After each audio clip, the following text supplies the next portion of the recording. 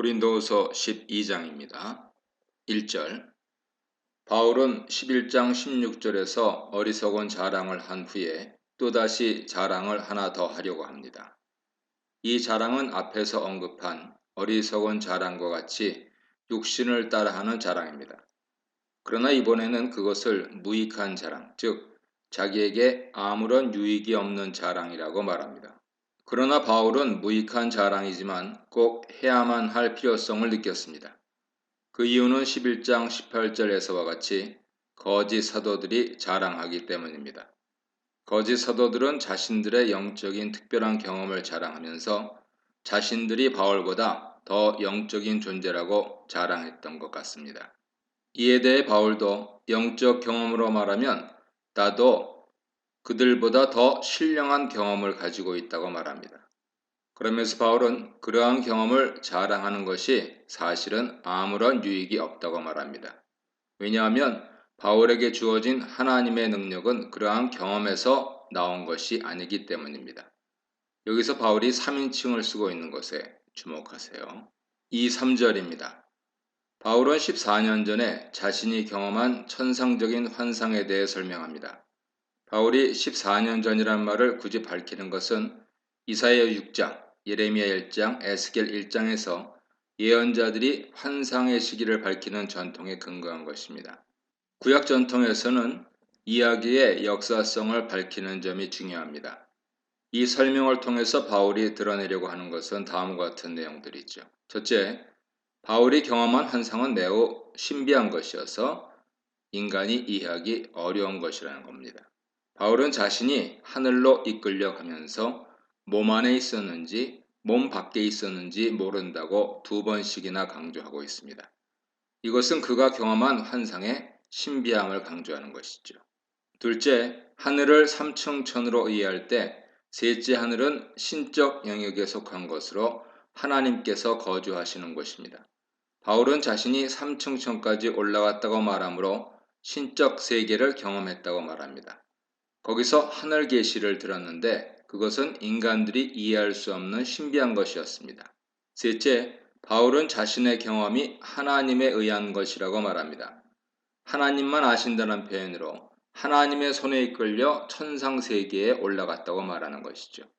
이것은 바울이 경험한 천상세계의 환상은 거짓 사도들이 주장하는 그 어떤 영적 경험보다 더 신비하고 위대한 것이었음을 증거하는 것입니다. 4절입니다. 위에서 말한 예언자들 이사야, 예레미야, 에스겔 접금과 바울은 비슷한 측면을 갖고 있지만 다른 점도 있습니다. 이 예언자들은 자신들이 보고 들은 것을 분명하게 말했지만 바울은 그 내용을 말하지 않습니다. 이 환상은 내용을 전하라고 하는 의도가 아니라 바울 개인을 위한 환상이었기 때문이라 볼 수 있죠. 5절 6절입니다. 4절 끝에서 사람이 가히 이르지 못할 말이로다 라는 말을 했기 때문에 환상의 이야기를 더 이어갈 수 없습니다. 이제 바울은 그 이야기 밖으로 빠져나와서 그런 식의 이야기를 하는 것에 대해 평가합니다. 5절에서 3인칭 이런 사람과 1인칭 나라는 차이가 발생시키는 긴장을 통해서 바울은 자신의 입장을 피력할 공간을 창출합니다. 3인칭의 그를 위해서 자랑할 수 있고 또 해야 하지만 스스로 자랑하는 것은 어리석은 일이죠. 이 둘이 같은 사람을 가리킨다는 것을 아는 독자들은 바울의 이중적인 상황, 자랑할 수도 없고 또 자랑할 수밖에 없기도 한 상황에 대해 공감하게 됩니다. 그의 대적자들은 다른 누구도 해보지 못한 셋째 하늘에 대한 경험 이야기 앞에서 자신의 미약한 영적 경험의 초라함을 발견하게 되었을 것입니다. 그러나 바울은 이런 기죽이기 본문 바로 뒤에 자신의 약함에 대한 특별한 강조를 재배치하고 있습니다. 다메섹에서 광주리를 타고 탈출한 사건은 약하고 비굴한 모습의 극단이었죠. 이어서 바울은 자신의 질병에 대한 이야기를 꺼내놓습니다. 7절입니다. 영광스러운 경험을 말하고 이어서 질병을 말하는 것은 바울의 개인적인 수사 전략이기도 하지만 바울의 인생이기도 합니다. 그렇게 영광스러운 경험을 하고 나서 이 땅의 삶을 14년이나 이어갔는데 그 삶이 고통으로 점철된 삶이었다고 했을 때 우리는 바울 마음에 어떤 생각이 오갔을지 상상해 볼 수 있습니다. 이런 극심한 불균형을 경험하면서 바울의 마음 가운데 영광과 고난에 대한 고민이 깊어졌을 것이고 그 결과 우리가 읽고 있는 고난의 신학이 탄생한 것입니다. 바울의 극심한 질병이 무엇이었을까요? 많은 추측이 있는데 대표적인 것은 안질이라는 것입니다. 갈라디아 4장 15절에 너희의 눈이라도 빼어 나에게 주었으리라 라는 구절에서 착안한 말인데 이 표현은 감사해서 어떤 일이라도 할 것이다 라는 뜻의 관용어로 보아야 합니다. 우리는 그 질병을 알 수 없지만 아주 심각한 병이었음은 분명합니다. 바울의 다른 고난 목록을 보면 상상을 초월하는 육체의 고통이 있었지만 정작 바울의 마음을 더 무겁게 한 것은 교회를 위한 염려라고 했습니다. 그렇게 보면 바울을 힘들게 한 것은 질병 자체의 고통이 아니라 질병을 앓는다는 사실 때문에 바울을 멸시하는, 나아가서 바울의 진정성을 부인하고 그가 전한 복음 메시지를 폄하하는 데까지 이르는 경향 때문에 바울의 사역이 흔들리고 고린도 교인들의 신앙이 잘못된 길로 빠지는 현상을 가리켜서 사탄의 사자라고 했던 것 같습니다. 8절 10절입니다. 바울은 스스로 탁월한 치유 사역자였지만 자신의 병을 위한 간구는 응답받지 못했습니다. 그 대신 하나님의 뜻을 깨닫게 되었습니다. 내 능력이 하는 것은 그리스도의 능력이죠. 약한 가운데서 온전하여지는 것은 나의 능력이 아니고 그리스도의 능력입니다. 하나님이 나를 통해서 위대한 일을 하실 수 있지만 내가 한 것이 아니고 내가 강해진 것이 아닙니다. 나는 끝까지 약한 채로 남아 있습니다. 그 위에 하나님의 능력이 머뭅니다. 머물다 하는 것은 에피스케노라 하는데요. 성막에 하나님의 영광이 머물렀던 장면을 상기시키는 단어입니다. 광야에서 성막을 만든 이들은 이집트 노예 출신이었죠. 이집트 태양신을 섬기고 엄청나게 큰 피라미드를 보면서 살던 이들에게 조그마한 텐트인 성막은 어떤 느낌을 주었을까요? 건물 자체로는 초라하기 짝이 없지만 하나님의 영광이 머물기에 특별한 것이 됩니다. 바울은 자신의 삶을 이 성막에 비유하고 있습니다. 개인의 삶뿐만 아니라 그리스도인 공동체의 영광 또한 그러합니다. 약한 가운데 그 보잘것없는 성막 가운데 하나님의 영광이 머무르기 때문에 교회가 세상의 소망이 될 수 있는 것입니다. 11, 13절입니다. 이제 바울은 바보 넋두리를 맺으려 합니다. 이렇게 할 수밖에 없었던 것은 너희가 시킨 것이기 때문입니다. 여러분이 스스로 자랑하며 스스로 높이는 자들에게 속아 나 바울을 폄하하고 바른 진리에서 떠났기 때문입니다. 이러한 자랑을 통해서 바울이 성취하려 했던 것은 고린도 교회가 바울 사도권을 인정하고 거짓 사도들의 속임수에서 벗어나 다시 바울이 전했던 참 복음으로 돌아오도록 하는 것이었습니다. 바울은 참된 사도의 표지를 설명하면서 그들 가운데서 행했던 모든 참음과 표적과 기사와 능력을 언급합니다. 참된 사도의 표시가 육체에 대한 자랑이나 신비한 경험과 같은 어리석은 자랑에 있는 것이 아니라 그들 가운데서 행했던 바울의 희생과 헌신적인 사역에 있다고 말합니다. 이 문단에서는 충분한 경험, 충분한 가시, 충분한 은혜에 대해 묵상해 보시기 바랍니다. 14, 15절입니다. 바울은 가급적이면 사역하는 현지에 재정 부담을 지우지 않으려 했습니다.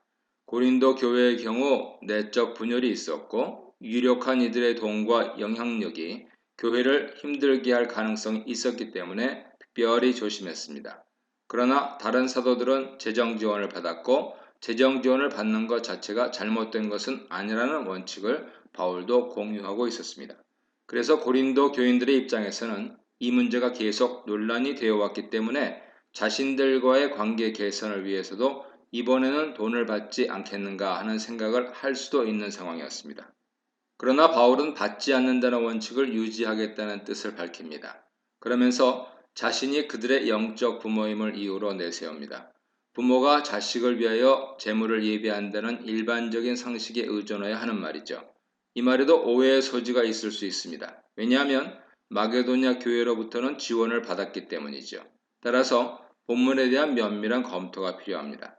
아이가 부모를 위해 저축해야 하는 것이 아니요 부모가 어린아이를 위하여 해야 하느니라 라고 번역하는 것이 옳습니다. 바울이 곧 고린도 교회를 방문하려고 하지만 그것은 그들로부터 돈을 취하려고 하는 것이 아니라고 분명하게 말합니다. 그들의 재물을 원하는 것이 아니라 그들 자신을 원한다고 말합니다. 이번 방문으로 바울이 원하는 것은 거짓 사도들의 유혹 때문에 오해하고 틀어졌던 관계를 다시 회복하여 그들이 바울에게 돌아오기를 바란다는 뜻입니다.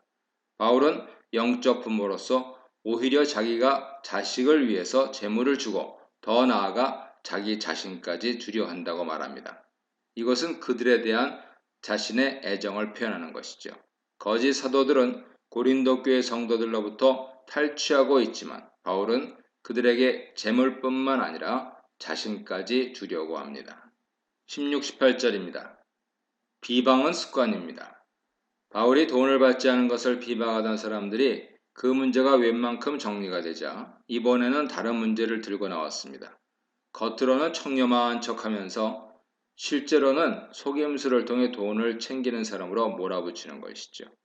아마도 예루살렘 교회를 위한 헌금 사역을 파고들었던 것 같습니다. 바울이 비록 겉으로는 고린도 교회로부터 아무런 금전적인 도움을 받지 않은 것처럼 가장하지만 사실은 간교한 속임수로 돈을 취하고 있다고 비난했습니다. 하지만 바울은 모금 시작에서부터 교인들의 자발성을 강조했습니다. 거액의 연보 때문에 생길 수 있는 비방 가능성에 대해 대비했습니다. 자신이 직접 돈을 관리하는 일을 피했고 믿을 만한 사람들을 세우려고 했으며 세우는 과정에서도 지역 회중의 의견을 존중해서 반영하려고 노력했습니다. 바울은 이에 대해서 4개의 질문을 통해 자신의 무고함을 변호합니다. 첫째, 내가 너희에게 보낸 사람들을 통하여 너희를 속이고 취한 것이 있느냐? 바울은 고린도 교회에게 지금까지 자신이 행한 일들을 점검해 보라고 요청합니다. 지금까지 자신뿐만 아니라 자신과 관계된 그 어떤 사람이라도 속여서 취한 일이 없다고 말합니다. 둘째, 바울은 구체적으로 디도를 언급합니다. 디도는 1년 전부터 헌금을 모금하는 일을 했기 때문에 만약 바울이 속여서 갈취를 하려고 했다면 디도를 이용할 수도 있었을 것입니다. 그러나 바울은 디도를 이용한 적이 없을 뿐만 아니라 디도 자신도 결코 그런 사람이 아니라는 사실을 확신하고 있었습니다. 셋째, 우리가 동일한 성령으로 행하지 아니하더냐라는 질문에서 바울은 자신과 디도가 모두 같은 성령의 인도하심에 따라 행한다고 강조합니다. 넷째, 동일한 보조는 같은 성령에 따라 행한 것과 궁극적으로 같은 의미입니다. 이것은 바울과 디도의 하나됨을 강조하는 것으로 그들은 한 마음, 한 뜻으로 같은 목표를 가지고 함께 살아왔음을 가리킵니다. 동일한 성령으로 행하는 것이 동일한 보조를 가능하게 하며 그 반대는 아닙니다. 교회 행정 절차가 겉으로 드러나는 행동으로 보조를 맞춘다면 교회의 영적 중심은 동일한 성령에 의해 가능해집니다. 같은 성령 안에서 마음이 하나 되고 같은 목표가 생기면 보조는 자연히 함께하게 되어 있습니다. 19절입니다. 자신의 사역을 보호하기 위한 긴 변론을 하고 난 다음에 바울 마음에 걱정이 되는 점이 있었습니다. 자신이 고린도 교인들에게서 호의적인 판단을 이끌어내기 위해서 이런 말을 하는 것이라는 오해를 받는 것이죠. 바울은 이제 그것을 분명히 밝히므로 고린도 교회가 바울을 오해하지 않기를 바라고 있습니다.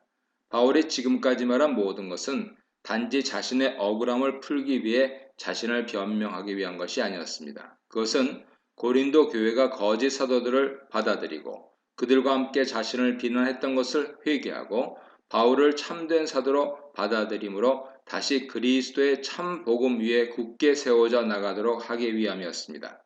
바울은 자신이 이 긴 변론을 진행해 오는 가운데 시종일관 하나님 앞에서 말하고 있음을 분명히 합니다.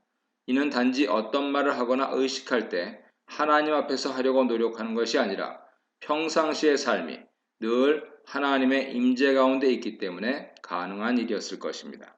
고린도 교인들이 이 편지를 읽는 순간을 상상하며 그들을 위해 기도하며 썼을 것입니다.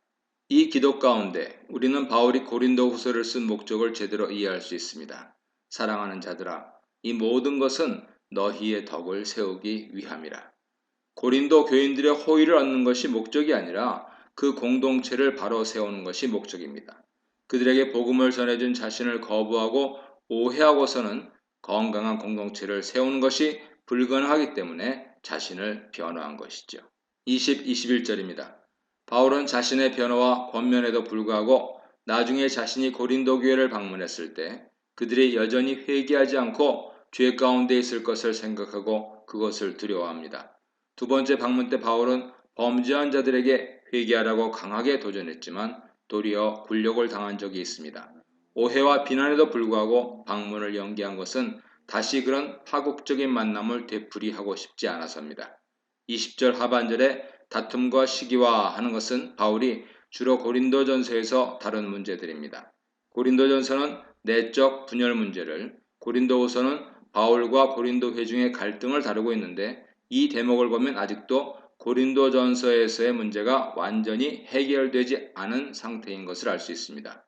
고린도후서에서는 공동체와 바울 자신의 문제가 더 긴급했기 때문에 이에 집중했을 뿐입니다. 회개하지 않는 사람들의 존재는 바울로 하여금 그들을 책망할 수밖에 없게 만들었습니다. 그런 대면의 결과가 어떻게 될지 알 수 없습니다. 21절 하반절에서 언급하고 있는 죄들은 윤리적 도덕적인 죄들인데 이것은 고린도 교회 성도들 중에 복음을 받아들인 뒤에도 여전히 과거 이방인으로 살 때 호색과 음란한 행실에서 벗어나지 못하고 있는 자들에 대한 지적입니다.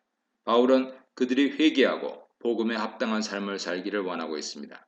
마지막으로 바울이 두려워하는 또 하나의 문제는 그들을 방문했을 때 두 번째 방문 때처럼 고린도 교회 성도들로부터 환영받기는커녕 또다시 무시당하고 박대를 받을까 두려워하고 있습니다.